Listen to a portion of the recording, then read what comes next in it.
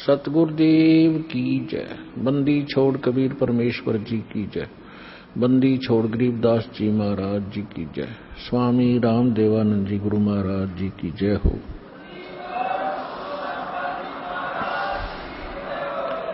गरीब नमो नमो सतपुरुष को नमस्कार गुरु के नहीं। सुर नर मुनि जन साधुआं संतों सर्वस्वी नहीं। सतगुरु साहेब संत सब डंडो तुम प्रणाम। आगे पीछे मध हुए तिनको जा कुर्बान। नराकार निर्विषम काल जाल वैभंजनम निर्लेपम निज निर्गुणम अकल अनुबेशुंदनम। सोहम सुरति समाप्तम सकल समाना निर्तलय उज्ज्वल हिरंबर हरदमम बेपरवा अथा है वर पार निमज्जतम। गरीब जो सुमर सिद्ध होई गणनायक गलता ना करो अनुग्रह सोई पारस पद परवाना। आदि गणेश मनाऊं गणनायक देवन देवा। चरण कमल लो लाऊं आदंत करूं सेवा। परम शक्ति संगीतम रिद्धि सिद्धि दाता सोई। अवगत गुण अतीतम सत्य पुरुष निर्वोही। जगदम्बा जगदीशम मंगल रूप मुरारी। तन मन अर्पों शेषम भक्ति मुक्ति भंडारी। सुर नर मुनि जन ध्यावे ब्रह्मा विष्णु महेशा। शेष शेष मुख गावे पूज्य आद गणेशा। इंद्र कुबेर सरीखा वरुण धर्म राय ध्यावे। समृत जीवन जी का मन इच्छा फल पावे। 33 कोटि अधारा ध्यावे 88। उतरे बहुत जल पारा कट है यम की फांसी। 33 कोटि अधारा ध्यावे 88। उतरे बहुत जल पारा कट है यम की फांसी। गरीब कर जोरूं विनती करूं जोरूं चरण पर शीश। गुरु जी राम देवानंद जी महाराज ने दियो नाम बख्शीश। कोटि कोटि सिजदा करूं कोटि कोटि प्रणाम। चरण कमल में राखियो में बांधी जाम गुलाम। कुत्ता हूँ गुरुदेव का रामपाल दास का नाम। गले प्रेम की जेवड़ी ही जाखें चोभा जाऊं। तो करो तो बावड़ू दूर दूर करो तो जाऊं। जो राखो तो ही रहूं। जो देवो सुख। सतगुरु पूर्ण ब्रह्म है। सतगुरु आप अलेख। सतगुरु रमता राम है याम मीन न मेखो। गुरु बिन माला फेरते गुरु बिन देते दान। गुरु बिन दोनों निष्फल है चाहे पूछो वेद पुराण। जय इब कै सतगुरु मिले सब दुख आँखों रोए। चरणों ऊपर शीश धरूं कहूँ जो कहनी हो। कबीर साईं मिल लेंगे पूछेंगे कुशलोत। आदि अंत की सब कहूँ अपने दिल की बात। गुरु जी तुम ना भूलियो चाहे लाख लोग मिल जाएं। हम जैसे तुमको बहुत हैं तुमसे हमको नहीं। परम पिता परमात्मा पूर्ण ब्रह्म सर्वश्रेष्ठी रचनहार कबीर देव, कबीर साहेब, कबीर परमेश्वर जी की असीम रजा से आप सभी पुण्यात्माएं परमात्मा की महिमा श्रवण करने के लिए उपस्थित हुए। जिस प्राणी के युगों युगों के शुभ संस्कार एकत्रित हो जाते हैं उनको मानव शरीर प्राप्त होता है। उससे भी शुभ संस्कारी वो हंस आत्माएं हैं जिनको सतगुरु मिलते हैं, सत्संग श्रवण करने का अवसर प्राप्त होता है।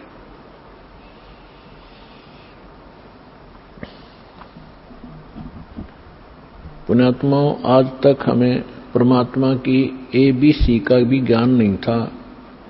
हम कह भी अध्यात्म मार्ग का नहीं जान पाए, चाहे हम अपने आप को कितने ही विद्वान मानते रहे, चाहे हमने वेदों को कंठस्थ याद भी कर लिया, श्रीमद् भगवत गीता के सभी श्लोक भी हमने रट रखे थे, क्योंकि इसके विषय में परमेश्वर स्वयं आकर ही बताते हैं, गुरु बिन काहू न पाया ज्ञाना, जो थोथा बुस छड़े मूड किसाना, गुरु बिन वेद पढ़े जो प्राणी, समझ न सारे रहे अज्ञानी। होय होय, परमेश्वर ने 600 वर्ष पहले बताया था कि ये ऋषि, महर्षि, ब्राह्मण लोग, विद्वान, संत, मंडलेश्वर वेदों को कंठस्थ तो याद कर लिया, इनकी प्रभुता भी बनी हुई है, कोई चतुर्वेदी, कोई त्रिवेदी, कोई दिव्यवेदी, कि इन्होंने चारों वेदों को कंठस्थ याद कर रखा है। किसी ने 3 वेदों को, वो त्रिवेदी कहलाता है, किसी ने 2 वेदों को कंठस्थ याद कर रखा था, वो दिव्यवेदी कहलाते थे। अपने आत्माओं, यहां परमात्मा कहते हैं कि प्रत्येक प्राणी, प्रत्येक आत्मा, जब से वो परमात्मा कहते हैं मेरे से बिछड़ी है, उसी के तुरंत बाद इसको एहसास हो गया है कि हमसे गलती हो चुकी है और हमारी कोई अनमोल वस्तु हमसे छीनी जा चुकी है और उसके बगैर हम रह नहीं सकते, उसके बगैर हम सुखी नहीं हो सकते। उसको अब हम परमात्मा कहते हैं। तो जिस कारण से इस आत्मा ने उस वस्तु को पाने के लिए एक बरसक प्रयत्न किया और अभी तक वो सशक्त प्रयत्न जारी है। उसके लिए उन्होंने जंगलों में जाना, राज त्याग देना भी उचित समझा। शरीर नष्ट हो जाए, गल जाए, तपस्या कर करके उन्होंने भगवान पाना ही चाहा, पर नहीं मिला। उन्होंने चारों वेदों को कंठस्थ याद कर लिया, पढ़ने लगे थे परमात्मा को खोजने के लिए, फिर वो याद हो गए, क्योंकि पहले शांत स्वभाव के लोग होते थे, वर्तमान की हाहाकार नहीं थी, बार बार के रिपीटेशन से, आवर्ती से ये कंठस्थ हो जाते हैं। तो उन्होंने चारों वेदों को याद कर लिया और कोई भी कहीं बोलता तो वो तुरंत उसके अध्याय और मंत्र को तुरंत सुना देता, जिस कारण से वो प्रभुता प्राप्त हो गए। और जब प्राणी को प्रभुता प्राप्त हो जाती है, परमात्मा से कोसों दूर हो जाता है, क्योंकि जीव साहब नहीं हो सकता, परमात्मा ही साहब है। अब आप देखते हो हम कितने अज्ञानी हो गए। हम छोटी सी पोस्ट प्राप्त कर लेते हैं, यदि हम कोई सीधा नाम पुकारता है तो हमें दुख होता था, और हमें साहब बोलता तो हम प्रसन्न होते थे, छाती फूल जाती है। इस ज्ञान से पता चलेगा कि साहब क्या है और जीव क्या है। तो कहने का भाव यह है कि वो वेदों के कंठस्थ करने वाले इतने प्रभु बन गए, उनको ब्राह्मण कहने लगे। ब्राह्मण का अर्थ होता ब्राह्मण सोए जिन ब्रह्म पहचाना। ब्राह्मण सोए जो ब्रह्म पहचाने, ब्रह्म माने भगवान, परमात्मा को पहचाने। अपने आत्माओं, यहां क्योंकि यह दातम मार्ग है, पहली कक्षा के बालक भी आते हैं, तो ब्रह्म का अर्थ ये ना समझ लेना कि निरंजन ज्योति काल है, नहीं। ब्रह्म का अर्थ वैसे प्रभु होता है, भगवान होता है, राम कहो, साब कहो, ब्रह्म कहो, लेकिन जैसे हम पूर्ण परमात्मा कहते हैं, पूर्ण ब्रह्म कहते हैं, इसका मतलब कोई इनकम्प्लीट ब्रह्म भी है, लेकिन ब्रह्म शब्द पर्याप्त है परमात्मा के लिए। लेकिन यहां ये नकली प्रभु घने हो गए, तो इसलिए प्रभु की पहचान जिसने कर ली, ब्रह्म की पहचान जिसने कर ली, वो ब्राह्मण कहलाता है। दास अपने प्रवचनों में बहुत बार पंडितों ब्राह्मणों के विषय में उनकी मूर्खता अज्ञानता सुनाता है, तो उसमें ये ना समझें कि दास एक ब्राह्मण वर्ण को कह रहा है। ब्राह्मण वर्ण अलग वस्तु है। जैसे एक वैद्य था और वो बहुत अच्छा वैद्य था, नाड़ी पकड़कर तुरंत बता देता था अमुक रोग है, औषधि भी उसके पास कारगर थी, सुप्रसिद्ध हुआ। उसकी एक दो पीढ़ी उसके द्वारा बताई औषधि और उस विधि से वो उपचार करते रहे, वो भी वैद्य कहलाए। लेकिन आगे चल के वो लाखों की संख्या बन गई उनके वंशजों की, और वो वैद्य नहीं है, फिर भी उनका सरनेम वैद्य बन गया। अब कोई कुछ कार्य करता है, कोई कुछ कार्य करता है, वो भी अपने पीछे लगाता है रमेश वैद्य, और काम क्या है उसका, परचून की दुकान। जानता नहीं पेट के दर्द की दवाई औषधि, और लिखता है रमेश वैद्य, तो वो वैद्य नहीं है। और यदि कहीं किसी वैद्य की मूर्खता बताई जाती है कि रोग ये दवाई ये दे रहा है, ये खाक वैद्य है, तो उस वैद्य को दुख नहीं होता जो परचून की दुकान किए हुए। इसी प्रकार ब्राह्मण की विषय में जानना, मेरे पूज्य गुरुदेव जी ब्राह्मण वर्ण में जन्मे थे, लेकिन वो अपने आप को ब्राह्मण नहीं कहते थे, पंडित नहीं कहते थे। पंडित ब्राह्मण की दूसरा पर्यायवाची पंडित भी कहलाता है। पंडित का भी यही अर्थ होता है।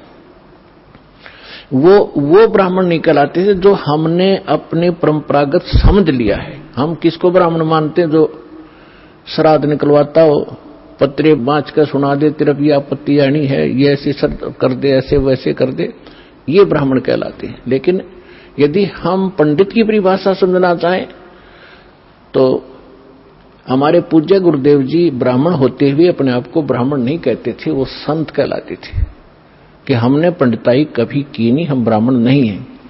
और मेरे दादा गुरुजी छावला गांव दिल्ली के अंदर, दिल्ली स्टेट में एक छावला गांव है नजफगढ़ के पास, वहां के वो जाट थे। और बचपन से ही वो हमारे जो चौथे दादा गुरुजी थे उनके संपर्क में आ गए। उन्होंने उसको काशी विद्यापीठ में पढ़ाया, अपने पास ही रखा, तो वो 4 विषय के आचार्य बन गए उस विद्या को पढ़कर। लेकिन उन्होंने पंडिताई की नहीं, फिर भी वो पंडित चिदानंद नाम से जाने जाते थे। और उनका आश्रम बना हुआ है जिला सोनीपत हरियाणा, तहसील खरखोदा के पास एक गोपालपुर गांव है छोटा सा, उसमें उनका आश्रम बना हुआ है। दास उसको बहुत बार देख कर आया है, उस पर लिखा है पंडित चिदानंद आश्रम, जबकि वो वर्ण में जाट थे। तो हमने सबसे पहले ये देखना है कि इन चीजों का हमने इनसे ऊपर उठना है, जातिवाद से। हमारी क्या जाति है? जीव हमारी जाति है, और मानव धर्म हमारा हिंदू मुस्लिम सिख ईसाई, कोई धर्म नहीं है न्यारा। जब हम परमात्मा के इस अध्यात्म ज्ञान से परिचित होंगे, फिर हमने कोई भी दूसरा सा नहीं दिखेगा, ना कोई मुसलमान दिखाई देगा, ना कोई ईसाई दिखेगा, ना हमें कोई हिंदू दिखेगा, ना कोई सिख दिखाई देगा। हम एक पिता की संतान हैं, हम परमात्मा के लिए ही विभाजित हुए हैं, परमात्मा के लिए अब हम एक होंगे, क्योंकि हमें ज्ञान हो जाएगा। हम रूढ़िवादी नहीं रह सकते, क्योंकि परमात्मा ने शिक्षा इसीलिए आपको दी है। अब हम अपने प्रसंग पर आते हैं। गुरु बिन काहू न पाया ज्ञाना, जो थोथा भूस छड़े मोहुड किसाना। गुरु बिन वेद पढ़े जो प्राणी, समझन सार रहे अज्ञानी। अब तो कहते हैं प्रत्यक्ष को प्रमाण की आवश्यकता नहीं पड़ती, क्योंकि दास ने परमेश्वर कबीर जी के द्वारा दी गई उस बुद्धि से, दास एक जीव बुद्धि है, और जब परमात्मा रजा बख्शते हैं यही जीव परमात्मा वाले ही ज्ञान को आगे चला सकता है, सुना सकता है और उसको समझ सकता है। तो उस परमात्मा की कृपा से आपके समक्ष ये तो हो ही चुका है कि यथार्थ ज्ञान क्या है, अध्यात्म मार्ग कैसा है, और ये भी आप खूब समझते हैं कि आज तक हमारे सदग्रंथों को हमारे ही ऋषि महर्षि गुरु ब्राह्मण आचार्य शंकराचार्य इस सिलेबस से परिचित नहीं थे, तो खाक टीचर थे वो, जीवन अपना नाश किया, हमारे पूर्वजों का बट्ठा बैठा दिया, भूत बनवा दिए, फिर उनके श्राद्ध निकलवाने शुरू कर दिए। तो इस तरह की भ्रमणा अज्ञानता से फैलती है। तो आज तक हमारे जितने भी ऋषि महर्षि हुए हैं, इवन ब्रह्मा विष्णु महेश, इनको कोई अध्यात्म ज्ञान नहीं था। पुण्यात्माओं, परमात्मा ने 600 वर्ष पहले कहा था ये ज्ञान, लेकिन उस समय हम शिक्षित नहीं थे। हमारे धर्मगुरु केवल संस्कृत भाषा पढ़ा करते थे और सदग्रंथ भी संस्कृत भाषा में थे, जिस कारण से हम अपने भगवान को न पहचान सके, न अध्यात्म ज्ञान को जान सके। और इन अज्ञानी ऋषि महर्षि आचार्यों शंकराचार्यों ने परमात्मा का विरोध करके जनता को भ्रमित किया कि अशिक्षित जुलाहा धारणक, ये नीच जाति का, ये क्या जाने सदग्रंथों के विषय में, क्योंकि ये संस्कृत नहीं जानता। तो उस समय नकलियों की दाल खूब गल गई, लेकिन मालिक तो मालिक ही होता है, सहनशील भी होता है। वो जो उद्देश्य लेकर चलते हैं वो बीच में भड़बड़ाते नहीं। उसी समय धर्मदास नाम के एक महापुरुष परमात्मा की शरण में आए थे, जो हिंदू धर्म में जन्मे थे, और ये इन्हीं भगवानों की पूजा किया करते थे, जिसके विषय में परमात्मा कबीर जी कहा करते थे, तीन देव की जो करते भक्ति उनकी कदे ना होवे मुक्ति। 600 वर्ष पहले चौराहे पर खड़ा होकर कहा करते परमात्मा, जहां ये ब्राह्मण कथा कर रहे होते थे, तो उस समय परमात्मा के बहुत मार पड़ा करती थी, पीटा करते थे, घसीटा करते थे। लेकिन परमात्मा सत्य है, उसके वचन सत्य है, उसका अस्तित्व सत्य है, वो झूठ ना कह सकता और ना ही वो झूठ होता है। तो तब धर्मदास नाम के एक महापुरुष बड़े विचलित हुए। अब जो प्रसंग चल रहा है हम उसी पर आते हैं। इस ज्ञान को बताने के लिए परमात्मा स्वयं आते हैं। परमात्मा की पहचान करने के लिए हमारे सदग्रंथ पर्याप्त हैं, जिनको आज तक हम शिरोधार्य माना करते थे। पवित्र चारों वेद, ऋग्वेद, यजुर्वेद, अथर्ववेद और सामवेद, इन चारों वेदों को हम सत्य मानते हैं, पूरा विश्व सत्य मानता है।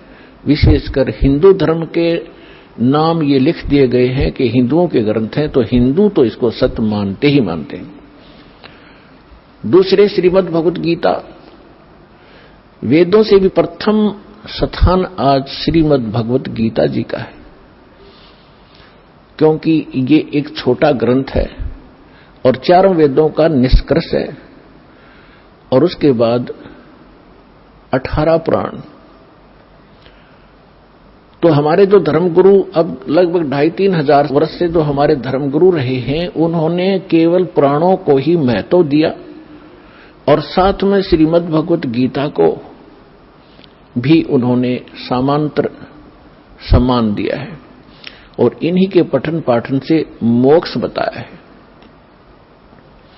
और उन्होंने ये भी कहा है कि हम जो ज्ञान दे रहे हैं इन्हीं ग्रंथों के आधार से दे रहे हैं।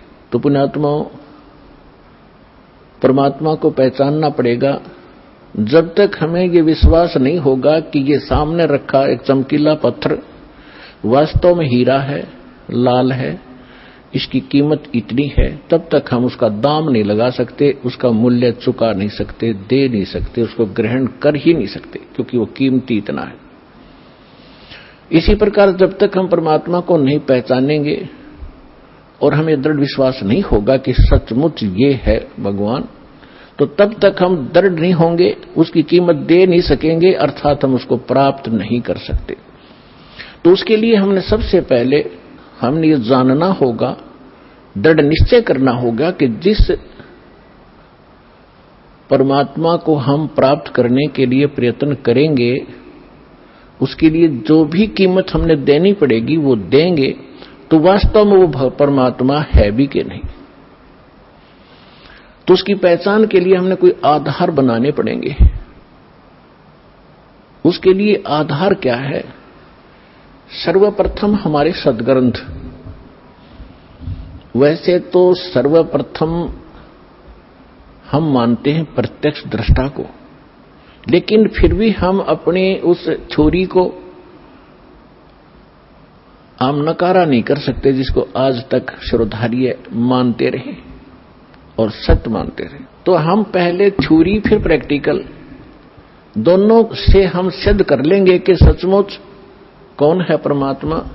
तो इसके लिए हमने सबसे पहले अपने सद्ग्रंथों की थ्योरी को देखेंगे कि उनमें क्या लिखा है, और फिर प्रैक्टिकल। जब दोनों एक जैसा रिजल्ट देंगे तो ही इज गॉड, वो परमात्मा है।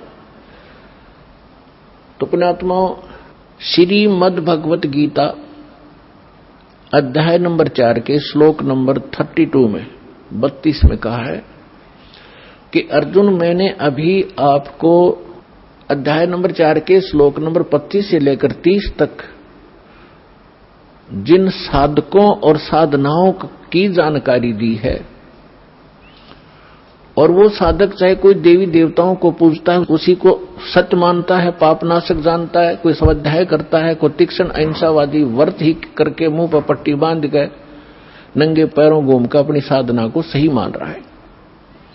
चौथे अध्याय के 32वें श्लोक में कहा है कि इन यज्ञों माने धार्मिक अनुष्ठानों की जानकारी ब्रह्मणे मुखे सच्चिदानंद घन ब्रह्म ने अपने मुख कमल से बोली है।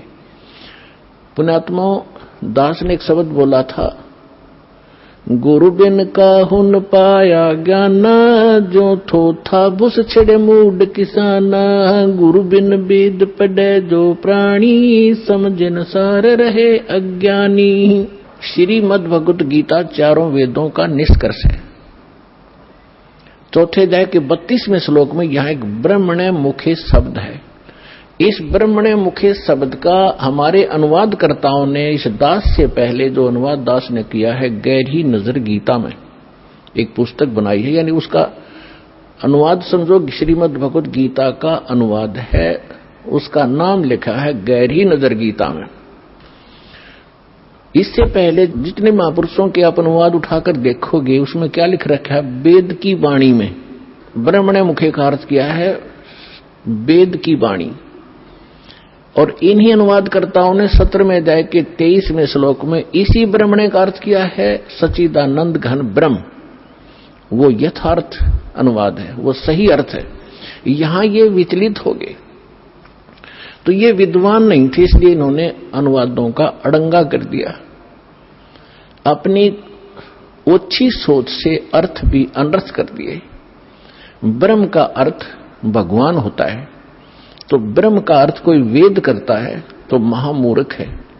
वेद एक सिद्धांत है, संविधान है, भगवान की जानकारी देता है, उसके नियम बताता है, और ब्रह्म भगवान है। जैसे एक राजा है, राजा का संविधान है, वो उसके नियमों का, उसके अंदर उसके सारे नियम लिखे हुए हैं, कैसे एक प्रजा को रहना चाहिए, क्या अपराध है, कैसा ना करना चाहिए। और कहीं पर कोई राजा का अर्थ और संविधान लिख दे तो वो अर्थ ठीक नहीं कर रहा, अनर्थ कर रहा है। इसी प्रकार यहां ब्रह्मणे माने सच्चिदानंद घन ब्रह्म, और मुखे अपने मुख कमल से बोली गई वाणी में विस्तार से कहे हैं। सच्चिदानंद घन ब्रह्म ने अपने मुख कमल से बोली उस अमृत वाणी में उन धार्मिक युगों की जानकारी, अनुष्ठानों की जानकारी विस्तार के साथ कही है। और उसको तत्व ज्ञान कहते हैं, और उसको जानने के बाद तो सभी कर्मों से मुक्त हो जाएगा। अब गीता ज्ञान दाता कौन है? ये ब्रह्म है। जैसे दास ने शब्द सबसे पहले ये बोला था कि ब्रह्म शब्द पर्याप्त है, लेकिन ब्रह्म का अर्थ भगवान कहो, साब कहो, राम कहो, तो ये सत्संग एक ऐसा जटिल समस्या बन गई, ये अध्यात्म मार्ग, कि दास यदि किसी पॉइंट को कच्चा छोड़ के आगे चलेगा तो प्रथम बार सुन रहा भक्त कुछ नहीं समझ पाएगा। इसलिए एक ये सामूहिक लेक्चर दिया जाता है आध्यात्मिक टीचर होने के नाते, तो उसमें ये ध्यान रखा जाता है कि शायद प्रथम कक्षा के बच्चे भी आए जो पहली बार दीक्षा लेने आए, और किसी के वैसे कहने से वैसे भी श्रोता बन कराते। तो ये इसे यहां थोड़ा सा डिफाइन करेंगे। जैसे साहब कहो, ब्रह्म कहो, राम कहो, गॉड कहो, अल्लाह कहो, खुदा कहो, ईश कहो, ब्रह्म कहो। अब जैसे एक तहसीलदार भी साहब है, प्रभु है, स्वामी है अपने विभाग का। ऐसे ही आगे चले, हम थोड़े शॉर्ट में बताऊंगा। जैसे डिप्टी कमिश्नर भी साहब है, मंत्री भी साहब है, मुख्यमंत्री भी साहब है। आप अंडरस्टूड, आपको खूब समझते हो आप कि ये साहब कितने सतर के हैं। और प्रधानमंत्री भी साहब कहलाते हैं, और राष्ट्रपति जी भी साहब ही कहलाते हैं। तो इसे समझ लेना। तो ये इसलिए ब्रह्म, अब जैसे मुख्यमंत्री जी हैं, ये एक क्षेत्र के मालिक हैं, स्वामी है, ये पूर्ण स्वामी नहीं है, पूरे भारत के स्वामी नहीं है। इसी प्रकार यहां जो ब्रह्म शब्द है, ये ब्रह्म है 21 ब्रह्मांड का स्वामी। इसको ज्योत स्वरूपी निरंजन गीता अध्याय नंबर 4 के श्लोक नंबर 32 में स्वयं कहता, मैं काल हूं, ये काल ही है। और काल भी स्वामी है। जैसे एक जेल का सुप्रिटेंडेंट, वो जेल का स्वामी है और सुप्रिटेंडेंट साहब भी है, ऐसे ही ये काल साहब है, 21 ब्रह्मांड का स्वामी है, या एक जेल है, यो जेल का सुप्रिटेंडेंट साहब है, ये समझ लो। तो ऐसी ऐसी इसने 21 जेल बना रखी है, एक ब्रह्मांड भी ये जेल है। तो ऐसे ये 21 ब्रह्मांड का साहब है, ये ब्रह्म है, लेकिन ये कंप्लीट ब्रह्म नहीं है, ये पूर्ण ब्रह्म नहीं है, इसलिए ब्रह्म शब्द बोला गया। तो यहां प्रत्येक इसके अंग को हमने समझने के लिए ऐसे करना पड़ेगा। तो इस ब्रह्म ने श्रीमद् भगवत गीता का ज्ञान श्री कृष्ण जी में प्रवेश करके, जैसे को प्रेत बोलती है किसी के अंदर, ऐसे बोला। ऐसे ही इस काल ने एक ब्रह्मा कुमारी पंथ चलाया अभी 100 वर्ष पहले लगभग, और उसमें एक प्रेत आता है, वो कहता अहम ब्रह्मास्मि, मैं ब्रह्मा हूं। कभी कहता है अहम शिवोहम, मैं शिव हूं। ये एक प्रेत का चलाया हुआ है, और वो प्रेत कभी ब्रह्मा की पदवी पर था। जैसे कोई गांव का प्रधान सरपंच रिटायर हो जाता है, उसको अगली बार नियुक्त नहीं किया जाता, तो लोग फिर भी उसको सरपंच साहब कहते हैं, प्रधान साहब बोलते हैं, वो राज्य रह रहे। और वो भी कहीं मिलता है, कोई कहता भी कौन है, फलाना सरपंच हूं, और जब वो सरपंच नहीं होता। तो ऐसे ही दास ने कबीर परमात्मा से प्राप्त उस ज्ञान को आगे बढ़ाया है, as it is, as a tape recorder. Das का इसमें इतना ही योगदान है कि दास को परमात्मा का जो अंतःकरण टेप रिकॉर्डर ठीक कर दिया उस परमेश्वर कबीर जी ने, और उसमें अपना ज्ञान भर दिया। दास बोल कर सुना रहा है रिकॉर्ड करके, इतना सा योगदान है। तो ऐसे दास बहुत बार बताता है आपको कि ये ब्रह्मा विष्णु महेश जो वर्तमान में या 3 लोक के एक एक विभाग के मिनिस्टर हैं, साहब हैं, इतने राम हैं, इतने भगवान हैं, ये इनकी भी मृत्यु होगी, और ये मृत्यु को प्राप्त होकर आम जीव की तरह 84 लाख योनियों में, प्रेत योनियों में भटक रहे होंगे, और अन्य पुण्य आत्माओं को फिर से काल अपनी दुर्गा पत्नी से जन्म दे करके उस पदवी पर बैठा देता है। तो उनमें से ये पंथ चलाने वाला जो ब्रह्मास्मि में शिवोस्मि, तो ये वो भूत है जो कभी ब्रह्मा के पद पर रहा है, अब उसका अस्तित्व कुछ नहीं, वो रिटायर्ड सरपंच समझ लो, एक्स सरपंच, अब उसका कोई अस्तित्व नहीं। तो वो बोलकर उसने वो पंथ चला दिया। आज भी उसकी मुरली सुनकर, वो भूत की बात सुनकर एक बहुत बड़ा जनसमूह अपना जीवन नाश कर रहा है। दास का प्रयत्न किसी की निंदा करना नहीं, दास का प्रयत्न है कि सभी हम एक परमात्मा के बालक बच्चे हैं, बहन बेटी भाई, और उस काल ने ये जाल फैला रखा है कि मैं इतने पंथ चला दूंगा नकली कि कोई समझ नहीं सकेगा ओरिजिनल पंथ कौन सा है। तो दास ऐसा प्रयत्न कर रहा है कि जैसे पहले के, अभी बहुत बार होती रहती है घटनाएं कि कोई 500,000 के नोट नकली छाप देता है और सरकार को जो पता चलता है तो दोनों ओरिजिनल और डुप्लीकेट दोनों के दोनों मीडिया के माध्यम से, समाचार पत्रों के माध्यम से उनकी पहचान कराई जाती है कि ये इस टाइप का डुप्लीकेट है, ये ओरिजिनल है। तो सरकार निंदा नहीं कर रही होती, एक महापरोपकार करती है। तो दास का यही प्रयत्न समझ लेना कि हमारे जो यथार्थ सदग्रंथ हैं वो तो हमारे ओरिजिनल नोट हैं, ओरिजिनल सदग्रंथ हैं, और उसके अतिरिक्त कोई अनुभव बता रहा है, कोई मार्ग चला रहा है, वो डुप्लीकेट है, वो हानि हो रही उनके जीवन की। तो दास ने कोई शौक नहीं है किसी की, जिसको आप आलोचना का नाम देते हो तो आपकी बुद्धि अच्छी नहीं है, आपको अध्यात्म ज्ञान नहीं है। तो इसी प्रकार ये काल ने स्वयं, इसमें श्री कृष्ण जी के अंदर स्वयं काल प्रवेश कर गया। श्री कृष्ण भी ये 3 लोक के प्रभु हैं, एक विभाग के।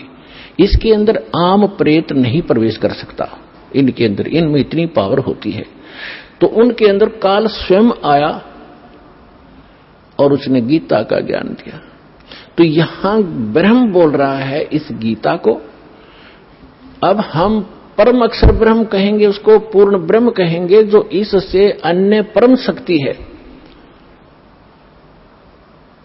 और उसको हमने पाना है।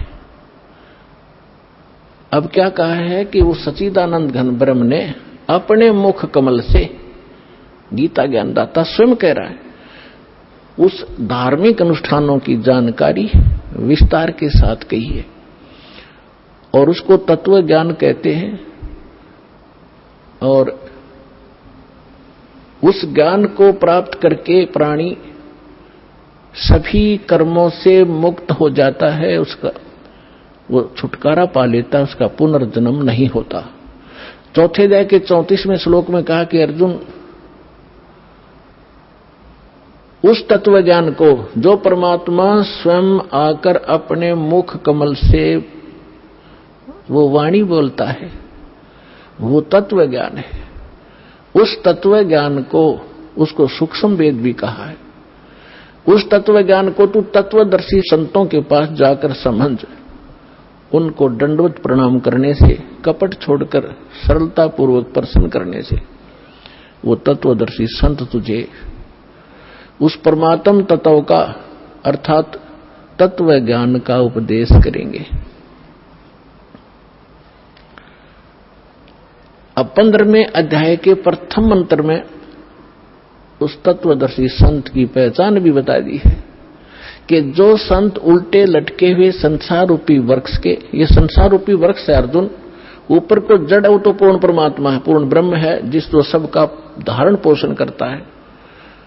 15वें अध्याय के 1 से लेकर 4 श्लोक में और 16-17 श्लोक में 3 पुरुष, 3 भगवान, 3 ब्रह्म स्पष्ट किए हैं। सरपुरुष कहो, सरब्रह्म कहो, ये तो काल है। सर माने नासवान, ये 21 ब्रह्मांड का स्वामी, ये सरब्रह्म है। और दूसरा अक्षर ब्रह्म, अक्षर पुरुष कहो, चाहे प्रभु कहो, स्वामी कहो, राम कहो, ब्रह्म कहो, ये 7 संख्य ब्रह्मांड का स्वामी है। इसकी आयु बहुत लंबी है, लेकिन इसकी भी मृत्यु है, इसलिए इसको भी अक्षर पुरुष कहा है। ये चिरस्थायी है। और फिर तीसरे नंबर का जो परमात्मा है, परम अक्षर ब्रह्म कहलाता है, वो बताया उत्तम पुरुषत्व अन्य, जो 17वें श्लोक में कहा 15वें अध्याय के, उत्तम पुरुषत्व अन्य परमात्मा इति उदाहरत है। ये लोग तरम अविश्य विवर्ती अवैश्वर है, वो परमात्मा इन दोनों से अन्य है, जो 15वें अध्याय के 16वें श्लोक में सरपुरुष और अक्षर पुरुष कहे हैं। इनसे कोई अन्य है वो परमात्मा जो सबका धारण पोषण करता 3 लोकों में प्रवेश करके। तो 15वें अध्याय के प्रथम श्लोक में बताया कि ऊपर को जड़ और नीचे को शाखा वाला ये उल्टा लटका हुआ संसार रूपी पीपल का वृक्ष समझो, एक फॉर एग्जाम्पल दिया है। और जो संत इसके सभी विभाग बता दे, न्यारे न्यारे भिन्न भिन्न स वेदवित, वह वेद के तात्पर्य को जानने वाला है, वह वेद का ज्ञाता है, वो तत्वदर्शी संत है। तो पुण्यात्माओं 600 वर्ष पहले परमात्मा स्वयं आए थे, जैसा उनका विधान है कि वो स्वयं आकर अपने मुख कमल से उस तत्व ज्ञान का प्रचार करते हैं, जो हमारे नकली धर्मगुरुओं ने, डुप्लीकेटों ने रिजेक्ट करके कूड़े की टोकरी में डाल रखा था, धानक जुलाहा कह के, उसकी वाणी झूठी कह के। आज दास को परमात्मा ने जोरी बनाया, उस लाल को परखा और उसको कूड़े की टोकरी से उठाकर आज सिद्ध कर दिया कि Kabir is God, Kabir is God, Kabir is complete God.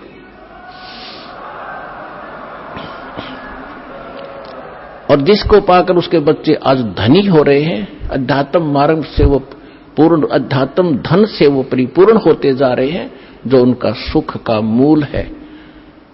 और शास्त्र विरुद्ध साधना दुख की मूल होती है, जो आज तक हम सभी करते रहे। अब जो प्रसंग चल रहा है उसी पर आते हैं कि परमात्मा ने 600 वर्ष पहले आकर कहा था, अक्षर पुरुष एक पेड़ है, निरंजन वाकी डरे, तीनों देवा शाखा है, भाई पात रूप संसारे।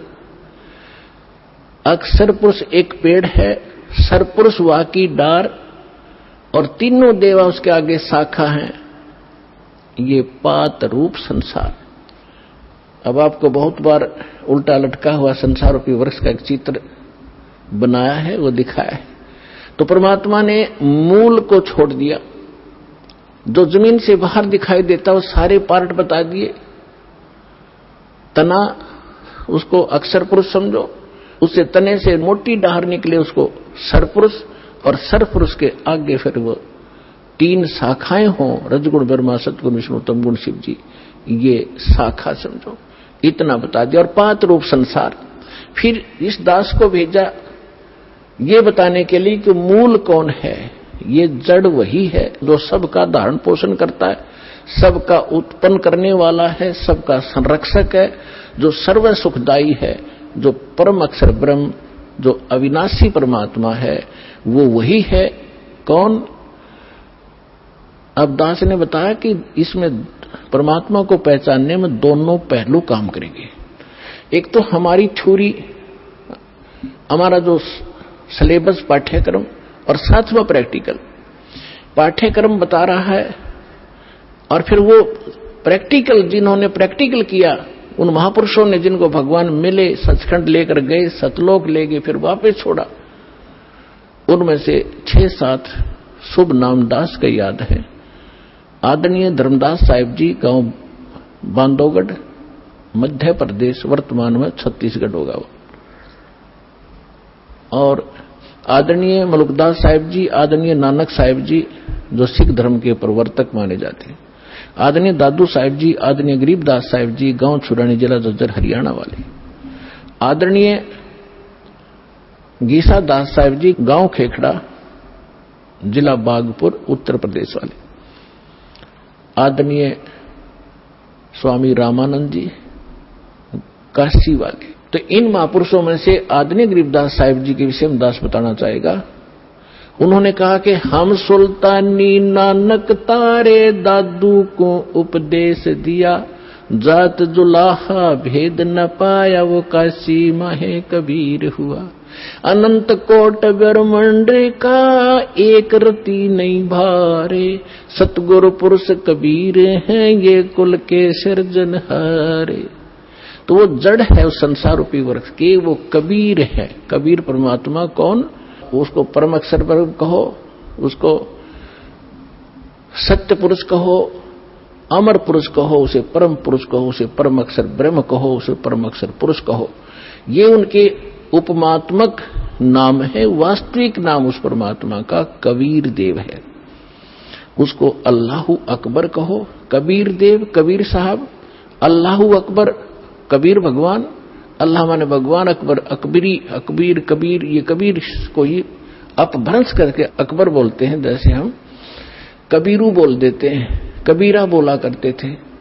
जैसे गरीबदास जी को गांव वाले गरीबू कहा करते थे, तो ऐसे हम अपभ्रंश करके अपने नाम रख लेते हैं। उनका वास्तविक नाम है कबीर देव, अल्लाहू अकबर, अल्लाह कबीर, गॉड कबीर। अब जो प्रसंग चल रहा था उसी पर आते हैं कि वो परमात्मा स्वयं यहां आते हैं। अब इसमें दोनों पहलू साथ चलेंगे कि जिनको भगवान मिले उन्होंने प्रैक्टिकल किया, और जो हमारे सदग्रंथ आज तक हमें ज्ञान दे रहे थे, हमारे धर्मगुरु समझ नहीं सके, वो हमारा दुर्भाग्य और उनका भी दुर्भाग्य कहेंगे, क्योंकि वो उनकी बुद्धि काल के वश थी। अब हम सतगुरु शरण में आ गए तो हमारे ऊपर काल की जकड़ नहीं रही, इसलिए आप इस ज्ञान को समझ रहे हो। जिस दिन आपका नाम खंड हो जाएगा, यहां से कनेक्शन कट गया, परमात्मा का पंजा आपसे उठ जाएगा, आपको यही शब्द कड़वे लगने लग जाएंगे, और ये हमारे यहां भक्त भी आपको बुरे बुरे दिखाई देंगे, क्योंकि काल प्रवेश कर जाएगा, आपकी बुद्धि को भ्रष्ट कर देता है। आज तक ब्रह्मा विष्णु महेश की गांठ बांध रखी, इसने चक्कर बांध रखा, समझने नहीं दिया। आपकी क्या औकात, आप इस मालिक की शरण से दूर होकर आप सुखी हो जाओगे। जून का महीना हो और एसी रूम से बाहर निकल के कोई सुखी हो सकता है?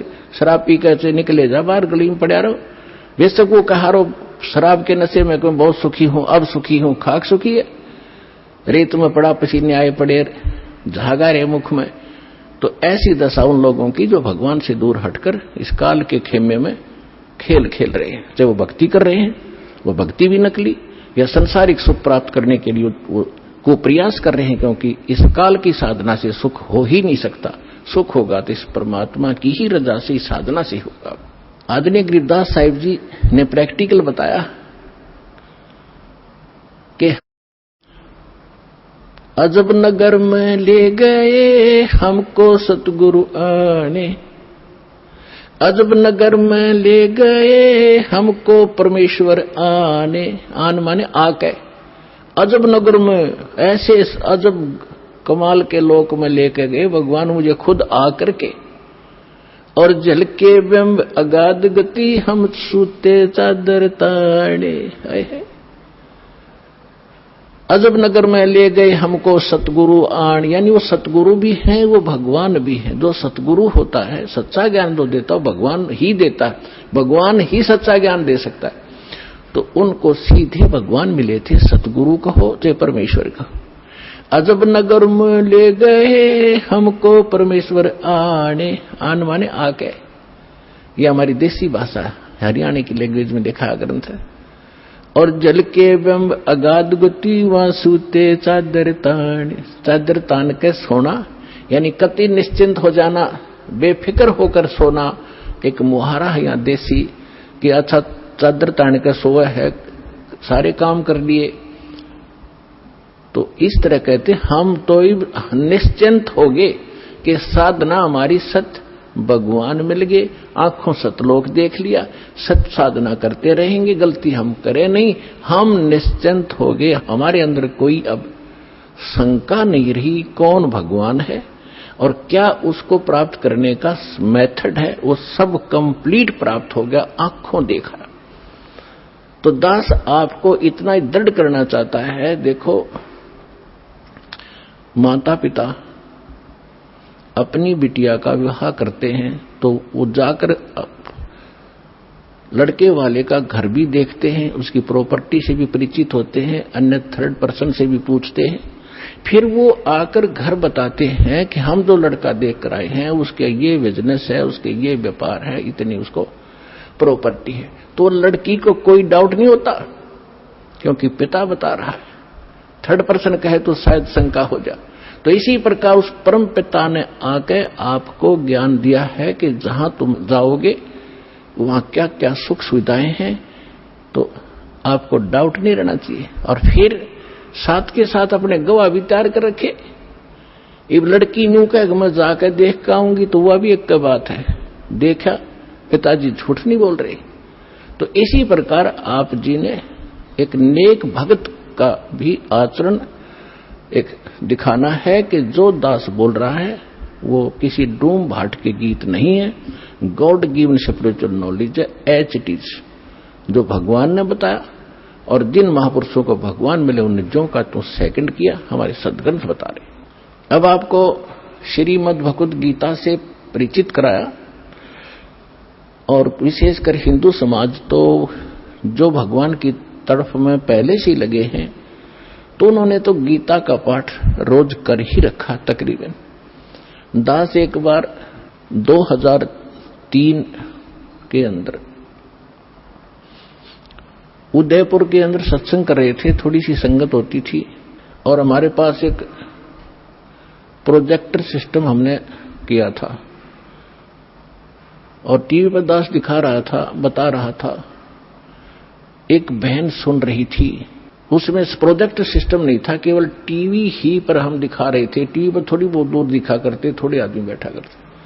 उसके तुरंत बाद हमने प्रोजेक्टर ले लिया था भक्तों ने। तो सत्संग कर रहा था, उसमें बताया सारा कुछ, गीता को दिखाया। फिर मैं नीचे आकर एक चारपाई डली थी, उस पर बैठ गया। 10-20 भक्त, कुछ शंका समाधान वाले, कुछ दीक्षा के इच्छुक आकर बैठ गए।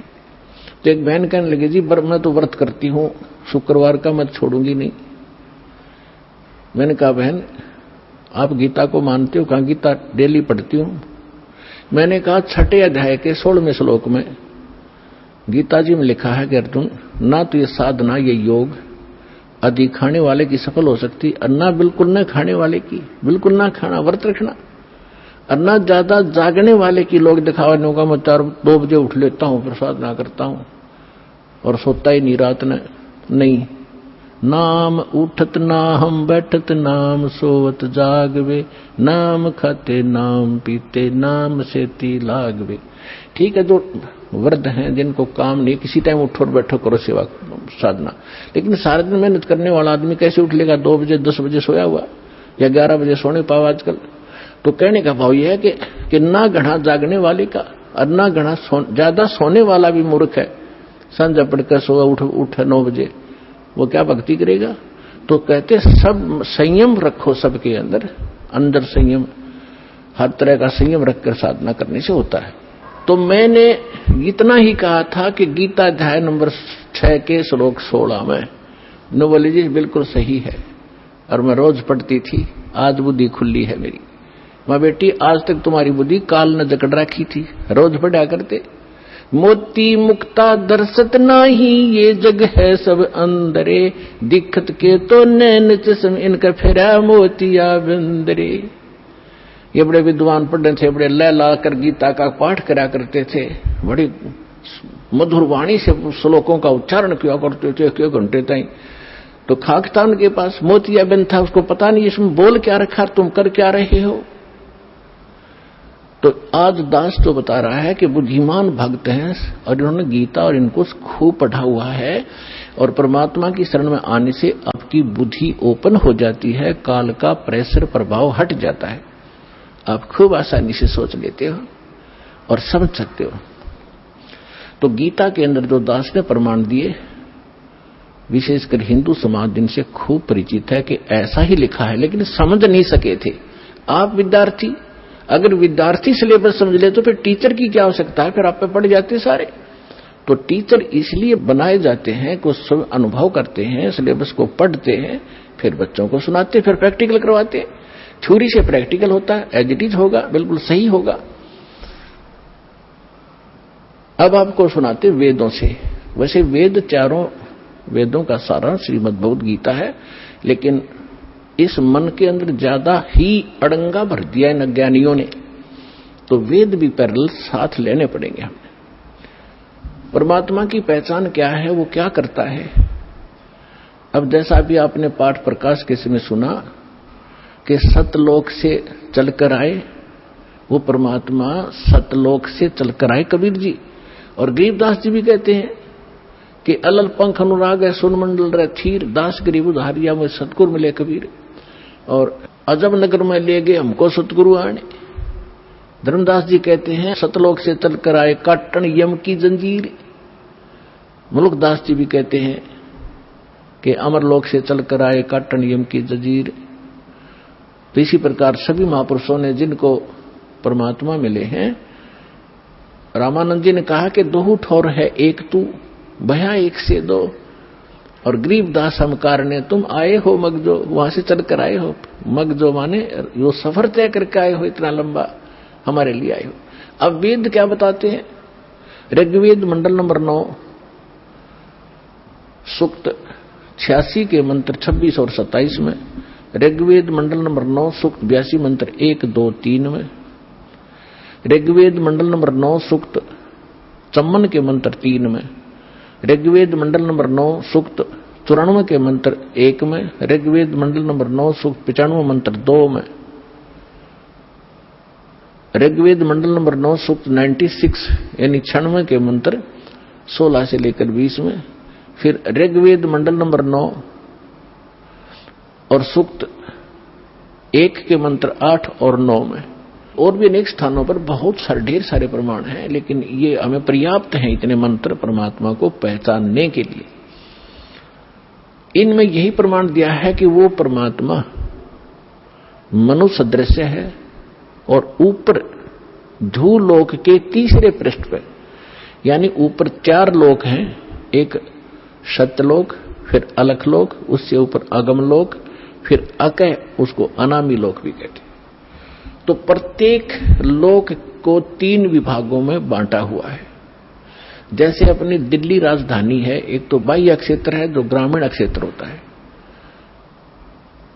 और एक बाजार क्षेत्र है, बाजार जहां दुकान दुकानें हैं, बाजार है, और तीसरा वो स्थान है जहां हमारी पार्लियामेंट हाउस है। तो ऐसे बताया है कि वो धूलोक, धू माने उस तेजो में पृथ्वी सतलोक में वो परमात्मा राजा के समान सिंहासन पर विराजमान है, सिर पे मुकुट है, देखने में वो राजा जैसा लगता है और वहां रहता है। ऐसा ही परमेश्वर ने खुद बताया है, ऐसा ही महापुरुषों ने जिनको भगवान मिले उन्होंने बताया है कि उस परमात्मा के एक रूम में बाल कहो, बाल का छिद्र कहो जो रोमकूप कहलाता है, करोड़ सूर्य मिला दे, करोड़ चंद्रमा, इतनी रोशनी उस मालिक की, वो भी फीकी पड़ जाए।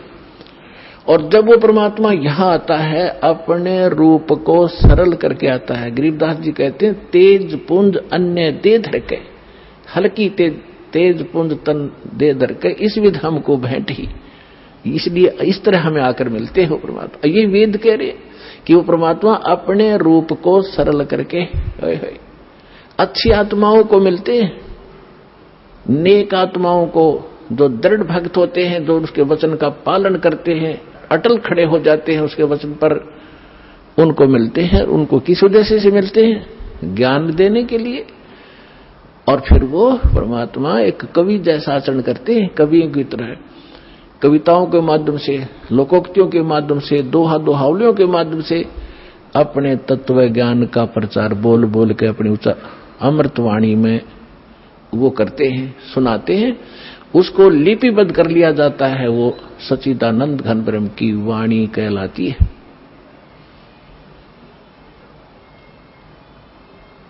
अब ये तो वेदों ने बताया, उसमें स्पष्ट बताया कि परमात्मा कबीर देव है, उसका नाम कबीर साहब है। कबीर देव माने परमेश्वर, भगवान, अल्लाह, खुदा, गॉड, साहब। अब यही परमात्मा उन अच्छी आत्माओं को मिलते हैं।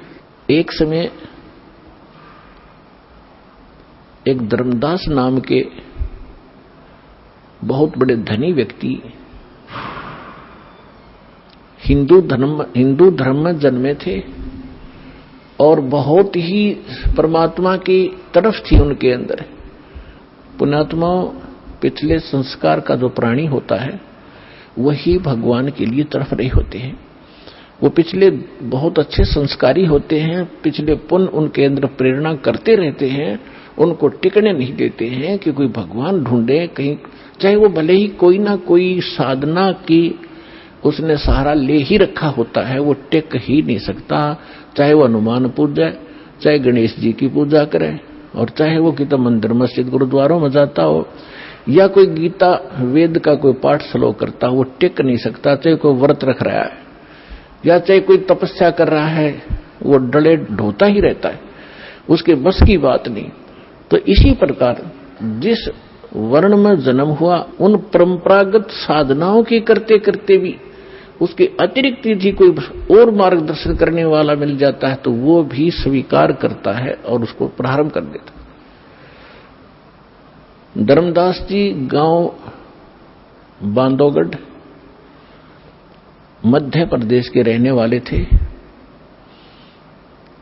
और इतने रिच मैन थे वो, इतने धनी व्यक्ति थे। कहते हैं जब कभी उस अक्षेत्र के राजा के ऊपर प्राकृतिक आपदाएं आ जाती थी, जैसे फ्लड आ जाना या सूखा गिर जाना, महामारी के कारण लोगों की मृत्यु हो जाना, तो वो धर्मदास जी के पिता और दादा से वित्तीय सहायता प्राप्त किया करते थे राजा लोग। ये बताना दास का इसलिए अनिवार्य है कि इतना धनी होते हुए और जो व्यक्ति भगवान की तरफ में, तो धन्य है उसके माता पिता दिल से जन्म हुआ।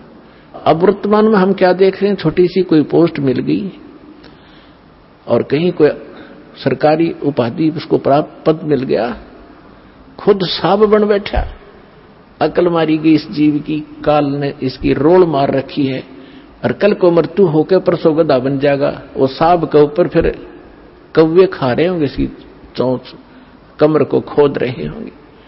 तो हमने अपनी औकात को, अपने अस्तित्व को पहचानना पड़ेगा। या काल हमारा एक हवा भर देता है, गुब्बारे में हवा भर दी, छोड़ दिया, घूमे जा धक्के खाता, जब वो फटेगा तो उसका अस्तित्व पता नहीं कहाँ गिरेगा, जा कितने गंदे नाले में पड़ेगा या कितने समुद्र में पड़ेगा। तो इसलिए हमने इस हवा को नहीं भरना है, अपना ठीक ठिकाना, जो मालिक का आदेश उसके अनुसार हमने चलना होगा, तभी हम सफल होंगे। तो धर्मदास जी को इतनी तरफ थी, उन्होंने ये भी सुना हुआ होता है कि गुरु बिन मोक्ष नहीं होता, इसलिए उन्होंने एक रूपदास नाम के वैष्णव परंपरा के संत को गुरु धारण भी कर रखा था। अब गुरु जी की फिर गुरु बना है तो आज्ञा का पालन भी शिरोधार्य होता है, वो संत भक्त किया ही करते हैं।